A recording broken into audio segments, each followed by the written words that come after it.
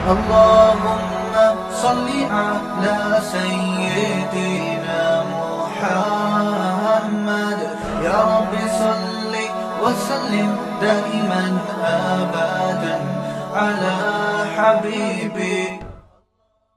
مفتی صاحب دین میں صرف باتیں ہوتی ہیں, اللہ تعالیٰ دعا قبول کرتے ہیں, تم ایک قدم بڑھاؤ وہ 2 قدم بڑھاتے ہیں, لیکن جب میں ان باتوں پر عمل کرتا ہوں تو کوئی نتیجہ نہیں ملا, اس لیے میں نے دین پہ چلنا چھوڑ دیا 3 سال پہلے. استغفر اللہ. پریکٹیکل کچھ نہیں ہے, صرف باتیں ہوتی ہیں دین میں.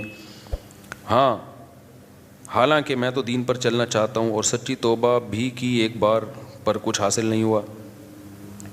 یہ کہتے ہیں میں دعا مانگتا ہوں قبول نہیں ہوتی, دین میں باتیں. اللہ میاں نے یہ باتیں کی نہیں ہیں کہ تم دعا مانگو گے تو میں اس طرح سے قبول کروں گا کہ جو تم کہہ رہے ہو تمہیں مل جائے. یہ باتیں اللہ نے کی ہوتی, پھر آپ کہتے ہیں اللہ میاں صرف باتیں کر رہے ہیں. اللہ میاں نے کہا میں دعا قبول کرتا ہوں, قبول کیسے کرتا ہوں یہ بھی تو اللہ میاں نے کہا نا. پورے قرآن میں واقعات بتا دیے کہ کیسے قبول کرتا ہوں. یعقوب علیہ السلام نے دعا مانگی نہیں ہوگی میرا بچہ واپس مل جائے, تو کیا مل گیا ان کو؟ نہیں ملا. یوسف علیہ السلام پریشانیوں میں آئے, برائی سے بچے, زنا کی ان کو دعوت دی گئی, بچے, تو بچنے کے نتیجے میں اور پریشانیوں میں چلے گئے, جیل میں چلے گئے. ساری زندگی ان کی کہاں گزری؟ جیل میں گزری. تو قبول ہونے کا یہ مطلب ہی نہیں ہے جو آپ سمجھ رہے ہیں. اگر دعائیں ایسے قبول ہوتی تو سارے کافر ہر وقت اللہ سے دعائیں مانگ رہے ہوتے بیٹھ کے. وہ کہتے ہیں یار ہمیں ضرورت ہی نہیں کچھ کرنے کی, ادھر دعا مانگو ادھر قبول ہو جاتی ہے. تو یہ ہے, یہ کہ جب دیکھو ایک بات خوب اچھی طرح ذہن میں رکھو, کچھ چیزیں ایسی ہوتی ہیں جو دلائل سے ان کا حقیقت ہونا ثابت ہو جاتا ہے. جب ایک چیز کا دلیل سے برحق ہونا ثابت ہو جائے تو پھر اس پہ اٹھنے والے ہر قسم کے اشکالات کا جواب ضروری نہیں ہے. مثال کے طور پر آپ کو دلائل سے کسی نے ثابت کر دیا کہ ماں باپ یہ آپ کے ابا ہیں یہ آپ کی امی ہیں, اور یہ بھی ثابت کر دیا کہ ابا اماں خیرخواہ ہی ہوتے ہیں. یہ جب ثابت ہو جائے نا تو پھر ابا اماں اگر آپ کو کوئی کڑوی چیز بھی کھلا رہے ہیں تو پھر ابا اماں کو یہ ثابت کرنے کی ضرورت نہیں ہے کہ بیٹا اس میں تمہارا فائدہ ہے, کیونکہ پھر وہ دلیل دیں گے اس میں تمہارا فائدہ ہے. آپ کہو گے پھر یہ کڑوی کیوں مجھے کھلا رہے ہو, میٹھی کیوں نہیں کھلا رہے مجھے, اور کڑوی کھا رہا ہوں تو مجھے موشن بھی لگ رہے ہیں اس سے. تو ابا اماں کے پاس اتنا ٹائم نہیں ہوتا, وہ کہیں گے جب ایک دفعہ مان لیا نا کہ ہم تمہارے خیر خواہ ہیں تو ہم کوئی خراب چیز تمہیں نہیں کھلائیں گے. ڈاکٹر پر جب آپ نے ایک دفعہ اعتماد کر لیا, پتہ چل گیا کہ یہ ہے ڈاکٹر, تو سوئی لگائے, وہ آپریشن کرے, حتیٰ کہ وہ آپ کی ٹانگ بھی کاٹ کے باہر پھینک دے. تو یہ قصائی پہ تو اعتراض ہوگا کہ یار تو کہہ رہا تھا میں تیرا خیر خواہ ہوں, تو نے میری ٹانگ کاٹ دی. لیکن ڈاکٹر اگر وہ صحیح ڈاکٹر ہے, دلائل سے ثابت ہو جائے, تو پھر اس پہ اعتراض نہیں ہوگا. اس کی مثال ایسے ہے جیسے ہم سے غیر مسلم لوگ اعتراض کرتے ہیں کہ اسلام میں اسلام کے یہ حکم غلط ہے, یہ حکم غلط ہے, یہ حکم غلط ہے. ہم ان سے کہتے ہیں فرض کر لو اس سے اسلام کا غلط ہونا ثابت ہو گیا, تو پھر ہم کیا کریں؟ اسلام چھوڑ دیں؟ پھر ہم جس چیز کی طرف جائیں گے وہ تو اسلام سے بھی زیادہ, اگر فرض کر لو اسلام کو غلط مان لیتے ہیں تو وہ جس چیز کی طرف جائیں گے وہ تو اسلام سے بھی زیادہ غلط ہے. یعنی ایک آدمی کہہ رہا ہے کہ تمہارے ابا تمہارے خیر خواہ نہیں ہیں تمہارے, تو آپ کیا کہیں گے؟ ٹھیک ہے میں ابا کو چھوڑ دوں, تو تجھے اپنا ابا بنا لوں, پھر میں تو میرا کچھ لگتا ہی نہیں ہے. ایک دفعہ کچھ کیا ہوا, عیسائیوں کی طرف سے یا کسی اور مذہب کی طرف سے کچھ اشکالات آئے, انہوں نے کہا اسلام پہ ان کو کچھ اشکالات ہیں. میں نے کہا میں ان اشکالات کا جواب دوں گا, لیکن ایک مثال ہے کہ اگر آپ کو وہ جواب نہیں ملتا تو کیا میں عیسائی ہو جاؤں؟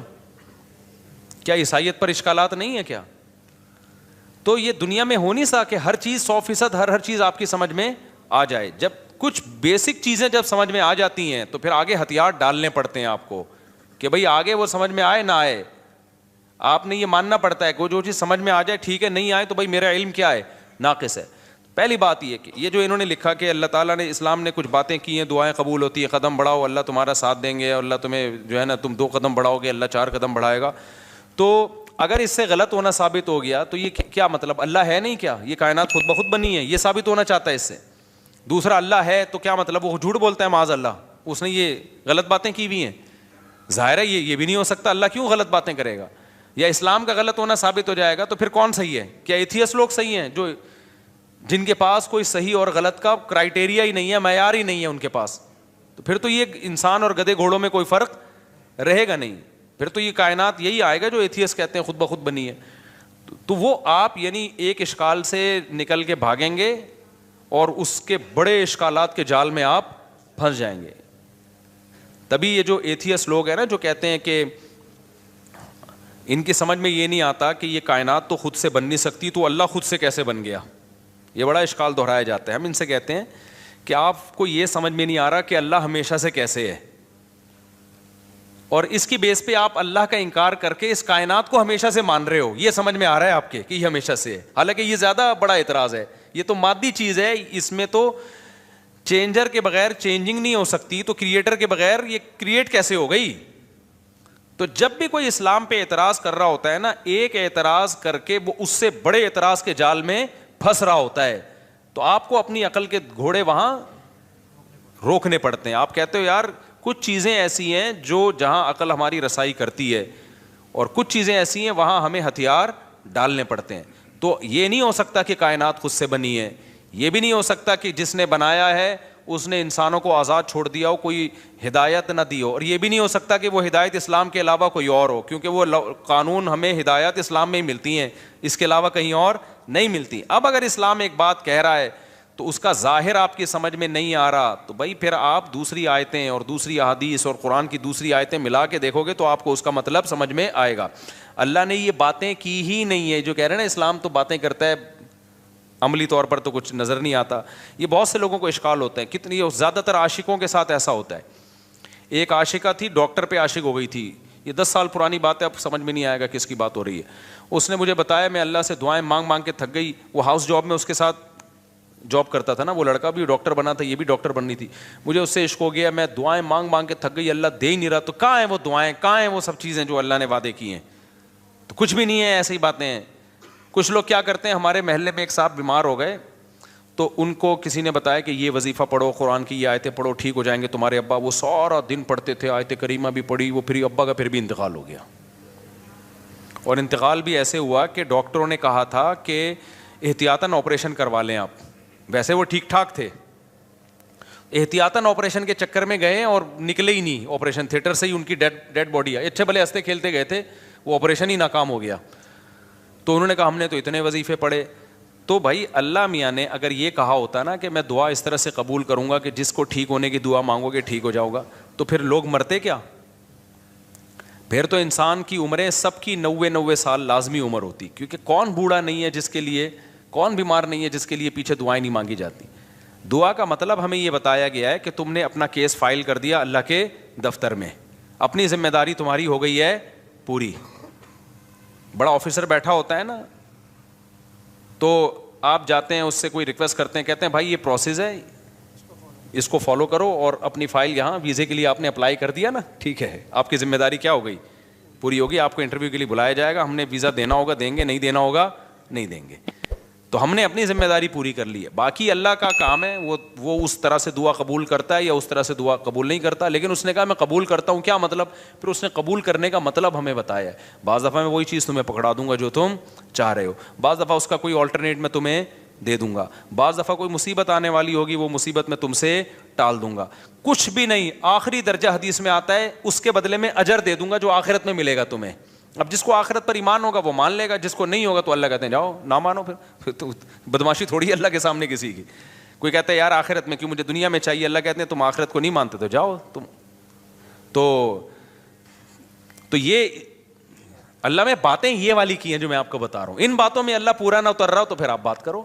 اور یہ بھی آپ کی بات ہے کہ آپ کو پوری ہوتے ہوئے نظر نہیں آ رہی. ہم نے اپنی زندگی میں اپنی دعاؤں کو پورا ہوتا ہوا, میرے کتنے مسائل حل ہوئے ہیں الحمدللہ. آج تک جتنے مسائل میں نے اپنے آپ کو ڈالا ہوا ہے آپ سوچ سکتے ہو کتنی ذمہ داریوں میں ڈالا ہوا ہے نا ہم نے اپنے آپ کو. ہمارے تو سارے مسائل بھائی دعاؤں سے ہی حل ہو رہے ہیں. سارے مسئلے اللہ کا شکر ہے ہمارے دعاؤں سے حل ہو رہے ہیں. بلکہ مجھے تو ڈر لگتا ہے کہ اللہ ہم سے کہے گا تمہارا عمل تو کچھ بھی نہیں ہے, سارے مسئلے ہم نے تمہارے کیا کر دیے, حل کر دیے. تو یا تو بھائی آپ نے کچھ ایسے مسئلے بنائے ہوئے ہیں جو مسئلے ہیں نہیں, وہ آپ کے اپنے بنائے ہوئے مسئلے ہیں, یا پھر آپ نے اللہ پر کو یہ جو ہم کہتے ہیں نا یہ کروں تو یہ پورا ہو جائے, اس کا مطلب اللہ آپ ہیں اور اللہ کیا ہے, آپ کا بندہ ہے. پھر وہ اگر آپ یہ چاہتے ہو نا میں یوں کہوں اور اللہ یوں کر دے تو پھر تو اللہ آپ بن گئے نا بھائی. جس کا آرڈر چلتا ہے, جس کی بات 100% مانی جاتی ہے, باس تو وہ ہوتا ہے. کیا خیال ہے, تو پیغمبروں کی سیرت قرآن نے جو اتنی لمبی لمبی سیرت بیان کی، موسیٰ علیہ السلام کے بارے میں بتایا کہ بنی اسرائیل کو وعدے کرتے رہے کہ اللہ تمہیں غلبہ دے گا، اللہ تمہیں، بنی اسرائیل نے ایک دن تنگ آ کے کیا کہا ہے، اوذینا من قبل ان تأتینا ومن بعد ما جئتنا، اے موسیٰ تیرے آنے کا کوئی فائدہ نہیں ہوا، آنے سے پہلے بھی ٹینشن تھی، آنے کے بعد بھی ٹینشن۔ موسیٰ علیہ السلام نے کیا کہا، عسیٰ ربکم ان یرحمکم، امید ہے اللہ رحم کرے گا، امید ہے اللہ کیا کرے گا، رحم کرے گا۔ اور بالکل اینڈ میں لے جا کے نا، جب بنی اسرائیل نے کہا اب تو مر ہی گئے، بالکل دریا کے کنارے کھڑے ہوئے کہہ رہے ہیں اب تو بس مارے گئے، موسیٰ علیہ السلام اس وقت بھی کیا کہہ رہے ہیں، بھائی اللہ میرے ساتھ ہے۔ اس وقت یہ بھی نہیں کہا مدد کرے گا، ساتھ ہے، جو ہو رہا ہے ہمارے حق میں بہتر، بھلے شہادت دے دے یہاں پہ، ٹھیک ہے نا، بھلے شہادت دے دے، لیکن میرے ساتھ اللہ ہے، میں اس کو ناکامی نہیں سمجھتا، جو بھی میرے ساتھ ہو رہا ہے میں اس کو ناکامی نہیں سمجھتا۔ تو صحابہ کرام تو جنگوں میں شہید ہوئے ہیں، اور شہادت سے پہلے کیا کہہ رہے ہیں، فزتو ورب الکعبہ، رب کعبہ کی قسم ہم کیا ہو گئے، کامیاب۔ حالانکہ وہ تو 100% ناکامی ہے، جو آدمی موت کے منہ میں جا رہا ہے اس کے تو سارے پروگرام ہی ضائع ہو گئے نا، اس کے تو سارے ویژن کی ایسی کی تیسی ہو گئی، لیکن وہ مرتے ہوئے کیا کہہ رہے ہیں کہ ہم کامیاب ہو گئے۔ وجہ کیا ہے کہ بھائی جو اللہ اب ہمارے ساتھ کر رہا ہے ہمیں یقین ہے کہ وہ ہمارے حق میں بہتر ہی ہو رہا ہے، ہمارے حق میں برا نہیں ہو رہا۔ تو آپ کو اپنے آپ کو اللہ کا بندہ بنا کے زندگی گزارنی ہے، جس طرح سے ابھی آپ چاہتے پوری کرنا چاہ رہے ہیں نا، اس کے لیے اللہ نے جنت رکھی ہے، وہاں بٹن دباتے ہی سب کچھ ہو جائے گا، صحیح ہے نا، وہاں دعا کا ظاہر قبول ہوگا۔ وَلَكُمْ فِيهَا مَا تَشْتَهِي أَنفُسُكُمْ، اللہ نے جو باتیں کی ہیں نا، کہہ رہے ہیں اللہ جو باتیں کرتے ہیں وہ ہوتی تو نظر نہیں آ رہی، اللہ نے جنت کے بارے میں یہ باتیں کی ہیں، وَلَكُمْ فِيهَا مَا تَشْتَهِي أَنفُسُكُمْ، جو چاہو گے وہ تمہیں ملے گا۔ دنیا کے بارے میں اللہ نے یہ کہا نہیں ہے، جو اللہ نے باتیں کی ہیں دنیا کے بارے میں وہ سورہ بنی اسرائیل میں ہے۔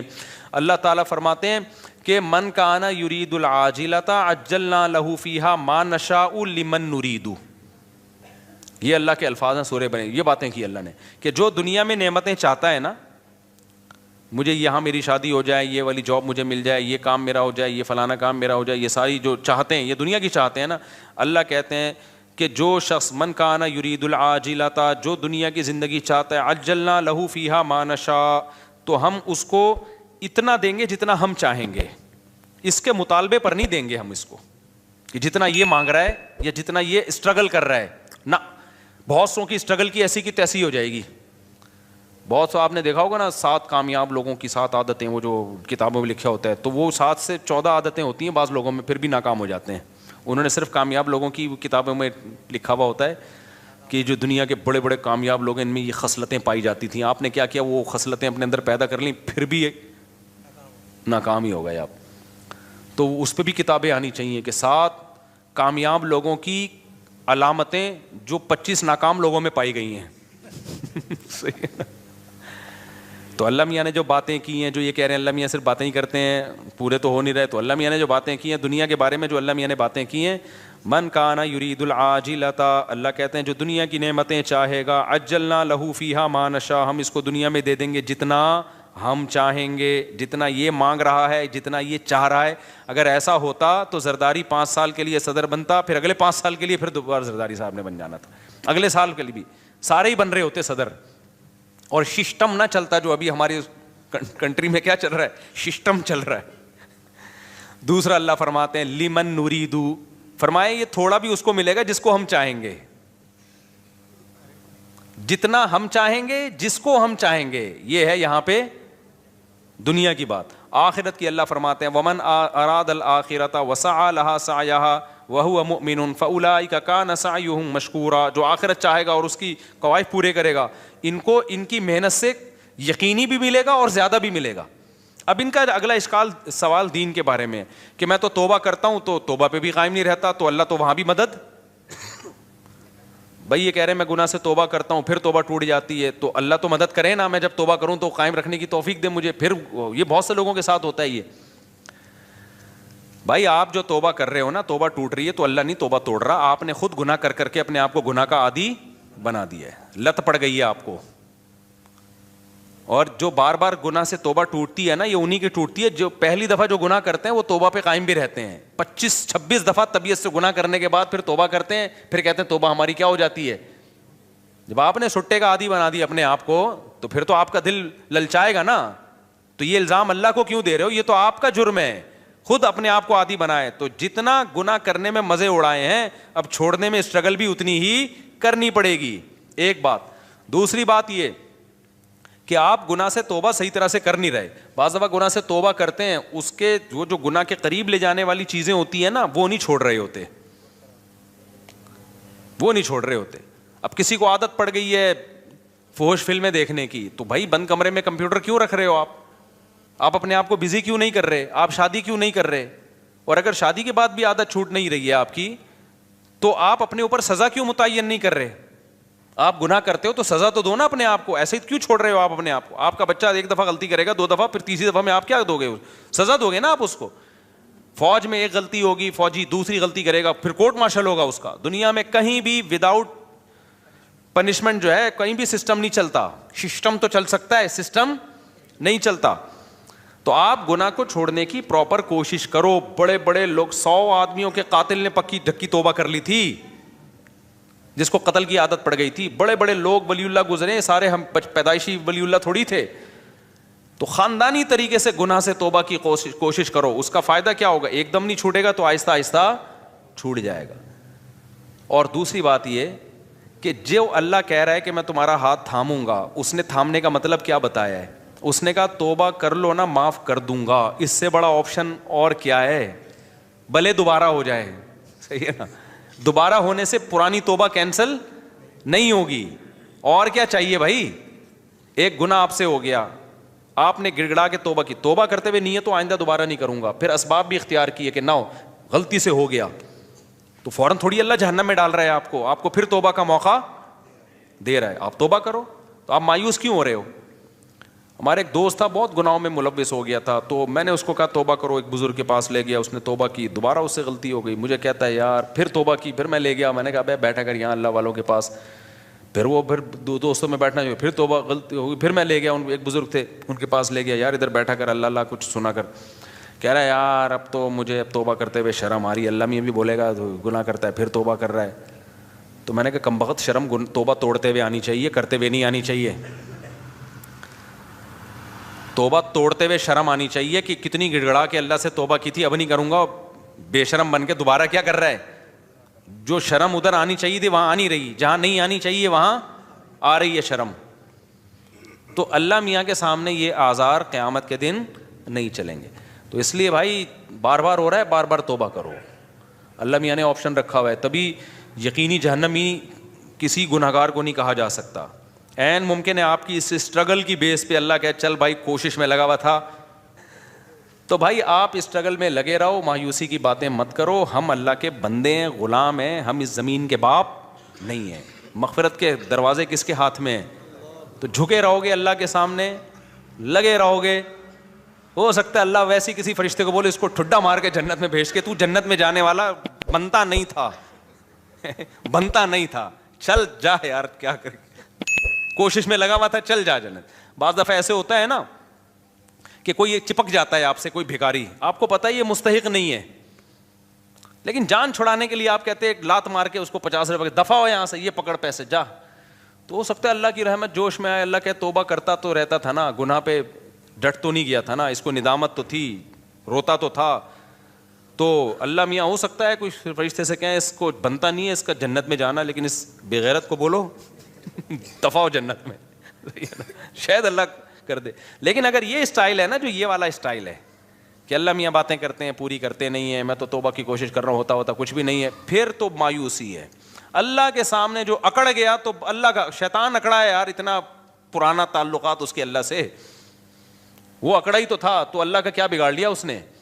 تو اللہ کے سامنے اللہ کے سامنے گنہگار جو تواضع کرنے والا ہو اس کی ویلیو زیادہ ہے, پرہیزگار جو اکڑ دکھانے والا ہو اس کی اللہ کے ہاں ویلیو بولو نہیں ہے. تو کبریائی صرف اللہ کے لیے.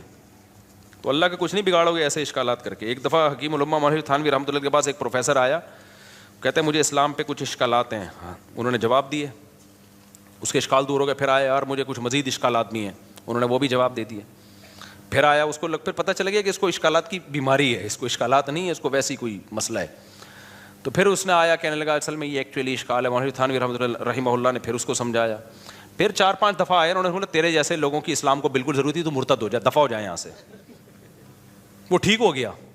اس نے کہا میرے سارے اشکالات دور ہو گئے, کیونکہ اس کے دماغ میں یہ بیٹھ گئی تھی, یہ بات تکبر آ گیا تھا کہ گویا اسلام کو میری ضرورت ہے, اور گویا جو ہے نا یہ علماء بیٹھ کے مجھے ہی سمجھاتے رہیں بیٹھ کے, اور ایکچولی یہ اور یہ اشکال یہ جب اس کو اس کی اوقات دکھا دی نا کہ جہاں اتنے لوگ جہنم میں جائیں گے 2-4 اور چلے جائیں تو اس سے ہماری صحت پہ کوئی فرق نہیں پڑے گا, جہاں اللہ اتنے لوگوں کو اٹھا کے جہنم کی آگ میں پھینکے گا تو بھی چلا جائے گا, تو کوئی تیرے اشکالات کی حل ہونے کی ضرورت نہیں ہے, مرتد ہو جا. اس کے سمجھ میں آ گیا کہ بھائی اسلام میری ضرورت ہے, اسلام کو میری ضرورت نہیں ہے, مجھے اسلام کی ضرورت ہے. تو بعض دفعہ یہ بھی ہوتا ہے کہ انسان اپنے بارے میں نا بہت زیادہ خوش فہمیوں کا شکار ہو جاتا ہے. بھائی اللہ کے سامنے گڑ گڑائے, جھکے رہے اللہ کے سامنے, تو پروگرام کامیاب ہونے کی چانسز ہیں, بھلے گناہوں سے توبہ کرنے میں ہی زندگی گزر جائے. لیکن اگر اکڑ دکھانا شروع کر دی نا کہ یہ تو ہوتا ہی نہیں ہے, مایوسی کی باتیں, یہ تو سب ایسا ہی ہے, تو پھر اللہ کہتے جاؤ, شیطان کو نہیں چھوڑا جو اتنا اللہ کا عبادت گزار تھا, تم کس کھیت کی مولی ہو. شادی میں جو شیروانی کے ساتھ پگڑی ہوتی ہے وہ کیا غیر مسلم کے مشابہت نہیں ہوگی؟ بھائی غیر مسلم کے ساتھ مشابہت, پگڑی تو مسلمانوں کا شعار ہے. ماں کے کہنے میں شادی میں ہی تو پگڑی کتنے اب دولہا پہ جچ رہی ہوتی ہے, دولہا لگ رہا ہوتا ہے, وہ سول ڈریس میں لوگ آ جاتے ہیں میرے پاس نکاح پڑھوانے کے لیے, پتہ ہی نہیں چل رہا ہوتا ہے اس میں دولہا کون ہے اور اس کے دوست احباب کون ہیں. دوست نے زیادہ اچھے کپڑے پہنے ہوئے ہوتے ہیں. ایک دفعہ تو ہوا, دولہا ایسے ہی عام کرتے شلوار میں تھا اور دوست تھا وہ شیروانی میں, میں اس سے قبولوانے لگا تھا. یہ ہوا ہے میرے ساتھ. ماں باپ کے کہنے میں سارا خرچ کر سکتے ہیں, سارا مال خرچ کر سکتے ہیں. نہیں بھائی, سارا مال خرچ کرو گے کل پھر بھیک مانگو گے. ماں باپ کی ضرورت پوری کرنا واجب ہے, باقی اضافی کرو گے تو ثواب ملے گا. کیا جمعے کی نماز مسجد کے باہر بھی جمعے کی نماز ہو سکتی ہے لیکن مسجد میں پڑھنی چاہیے کیا؟ بھائی سمل سے وضو نہیں ٹوٹتا. اچھا بھائی میرے بھائی, کیا ٹک ٹاک اور یوٹیوب میں چلائیں گے پیکج ہوتے ہیں کہ پیسے حلال حرام؟